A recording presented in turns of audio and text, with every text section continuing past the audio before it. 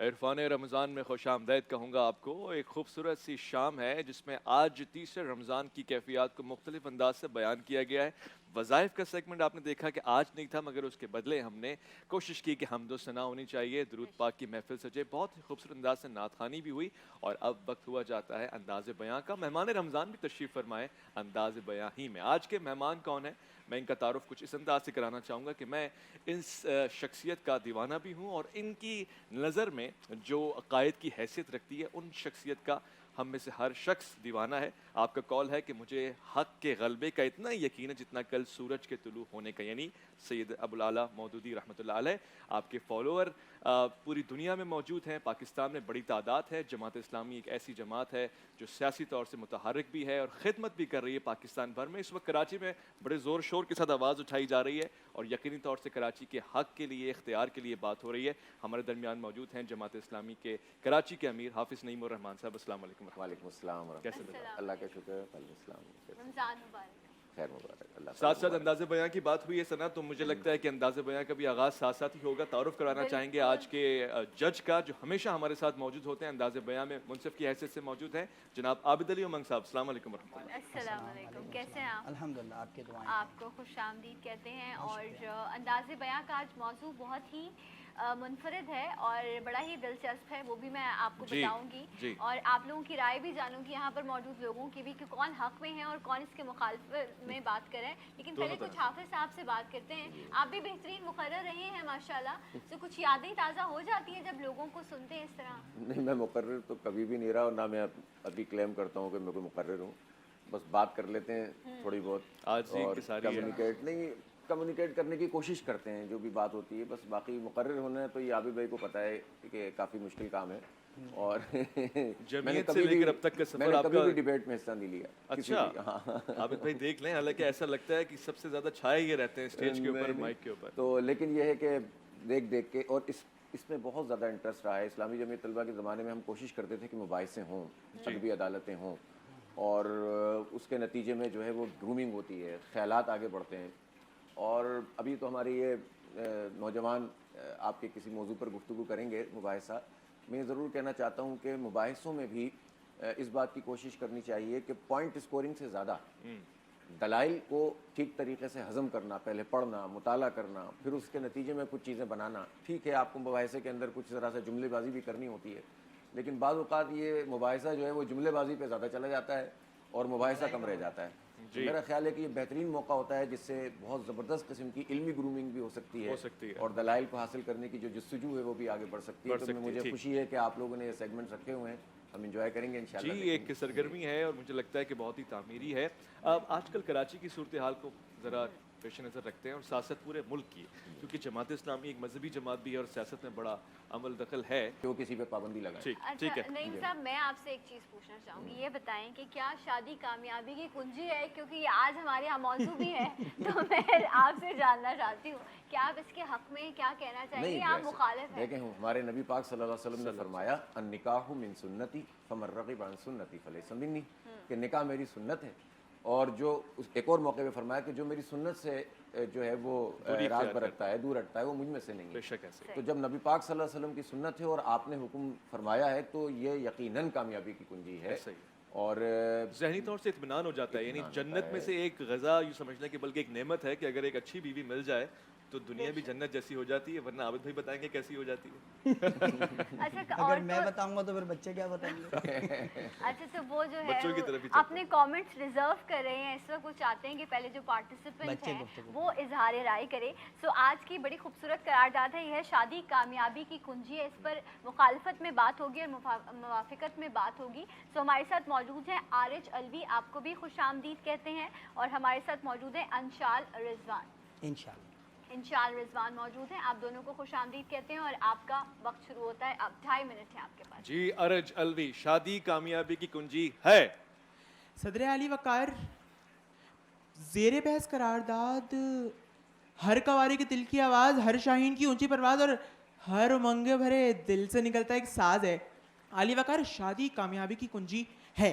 علی وقار اگر قرارداد کے لفظی معنی پہ غور کیا جائے تو سب سے پہلا لفظ شادی یعنی کہ دو اچھے خاصے ہنستے بستے لوگوں کی حسین زندگی کا امتزاج. دوسرا لفظ کامیابی یعنی کہ اپنے گھر میں رج کے بے عزت ہونے والے شخص کی عزت کا پروانہ.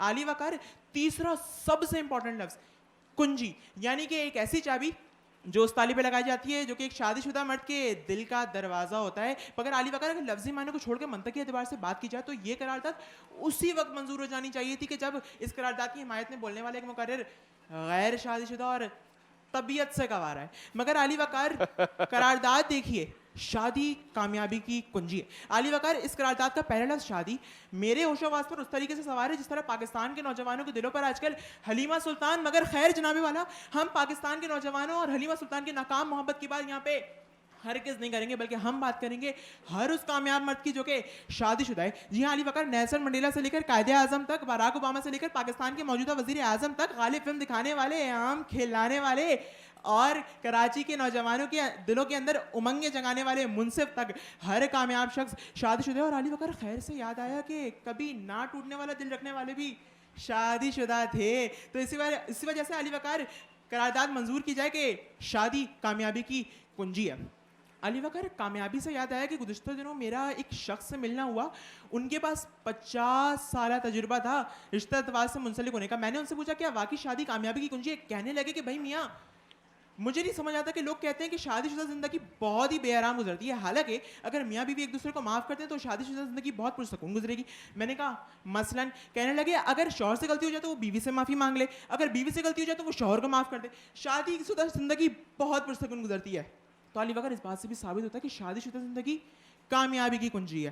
علی وقار آخر میں بس اتنا میں پوچھنا چاہوں گا اپنے مخالف میں آنے والے تمام مقررین سے کہ عرفان رمضان ٹرانسمیشن کے بعد تو آپ کی بھی شادی ہوگی نا. آپ سب کی سماعتوں کا بے حد شکریہ. شادی کامیابی کی کنجی ہے. بہت خوب, زبردست. اور آپ کیا کہتے ہیں ویسے شادی کامیابی کی کنجی ہے؟ آپ کی رائے بھی جو ہے وہ ہمیں درکار ہے. بالکل جی, کامیابی کی کنجی ہے. اگر تالا جو ہے وہ بہت مشکل کٹھن ہے ورنہ یہ کنجی بعض اوقات غلط تالوں میں لگ جائے تو عذاب آ جاتا ہے. ویسے معافی مانگ لینی چاہیے نا, اچھی بات ہے. گھر آ گئی ہے ایک بندی, اس سے اگر اس کی دل جوئی کر لی جائے, معذرت کر لی جائے تو اچھی بات ہوگی. کہیں گے آپ ایسا ہونا چاہیے؟ بالکل ہونا چاہیے. میں اس میں تو لڑائی نہیں ہونی چاہیے تو معافی کی بات. لیکن معافی مانگنا اچھی بات. اچھا, مخالفت میں کیا بات ہمیں سننے کو ملتی ہے؟ انشال رضوان جی آپ کا وقت شروع ہوتا ہے اب. صدر علی وقار اس تکلیف دہ قرارداد کے 3 اہم الفاظ. پہلا اہم لفظ شادی یعنی شریعت کا وہ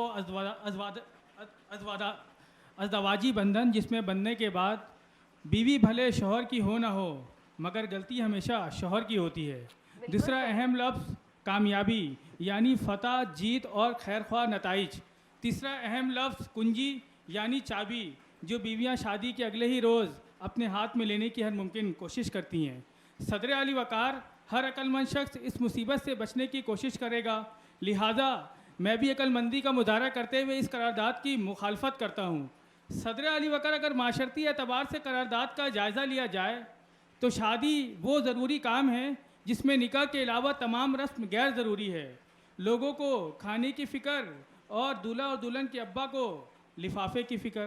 صدر علی وقار اگر شادی کامیابی کی کنجی ہوتی تو شادی کے بعد دولہا قرض کے دلدل میں نہ ڈوبا ہوا ہوتا اور دستک دینے پر اس کی بیوی کو جھوٹ نہ بولنا پڑتا. یہ ابھی گھر پر نہیں ہے. صدر علی وقار اگر اس قرارداد کی مخالفت میں سب سے بڑی دلیل میرے مخالفین کا کنوارا پن ہے. صدر علی وقار کنوارے لوگ شادی شدہ لوگوں کی حمایت کر رہے ہیں. صدر علی وقار اگر میرے مخالفین بھی شادی شدہ ہوتے ہیں تو آج اس قرارداد کی حمایت کے بجائے اپنی تقریر میں بس اتنا ہی کہتے ہیں کہ شادی کر کے پھنس گیا یار, اچھا خاصا تھا کنوارا. صدر علی وقار اگر قومی اعتبار سے قرارداد کا جائزہ لیا جائے, اگر شادی کامیابی کی کنجی ہوتی تو 3 شادی کرنے والے سمجھ تو گئے ہوں گے ملک کا بیڑا غرق نہیں کرتے. صدر علی وقار اگر شادی کامیابی کی کنجی ہوتی تو صدر علی وقار کا شادی کامیابی کی کنجی نہیں بلکہ ناکامی کی کنجی ہے. اس لیے ایک شخص جو بہت زیادہ ہنستا ہے اسے کہتے ہیں ہسمکھ, اور جس شخص کی ہنسی پوری طرح سے بند ہو جائے اسے کہتے ہیں ہس بینڈ.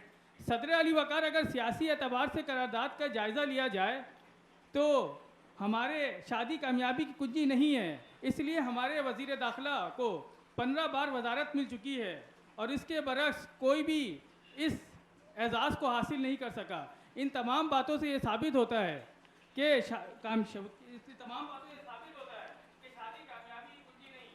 सही जी, वक्त आपका खत तो ये हजरात, ये हमारे साथ वाले मुकर्रिर ने कहा कि शादी रमज़ान, शादी इरफान के बाद शादी होगी, तो सदर अली वक़ार ने उनको जी बहुत शुक्रिया, कि शादी होना एक अलग बात है और बहुत शुक्रिया, बहुत शुक्रिया। टाइम का ख्याल रखना है ख़ास तौर से, जी। क्योंकि जब आप टाइम ओवर चले जाते हैं तो आपकी ऑडियो बंद हो जाती है और उसके बाद आप खूबसूरत नज़र आ रहे होते हैं मगर खूबसूरत बोलते हुए सुनाई नहीं दे रहे होते। और वाज़ेह रहे कि एक मुख्तसर वफ़े पे जा रहे हैं मगर लौट कर आएंगे तो आप इतनी देर में लुग़त उठा के देख लीजिएगा, अज़वाजी और अज़दवाजी में बड़ा गहरा फ़र्क है और अरबी में ज़ौज कहते हैं मियाँ बीवी दोनों एक दूसरे को, तो कभी भी इस मुगालते में न रहिएगा। एक मुख्तसर वफ़ा है, लौट कर आएंगे तो मज़ीद गुफ्तगू होगी। इरफ़ान रमज़ान में आपका इंतज़ार रहेगा।